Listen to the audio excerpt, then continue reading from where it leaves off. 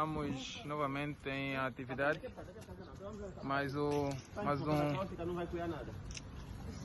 mais um dia de atividade aqui com a equipa do PMI Angola. Causa social está aqui a VP, fazer acontecer.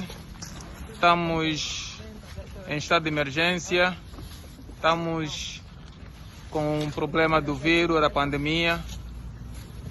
É o tempo de solidariedade, damos um pouco a quem não tem.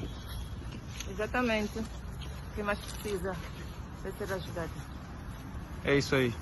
Precisamos mais ajuda de todos para conseguirmos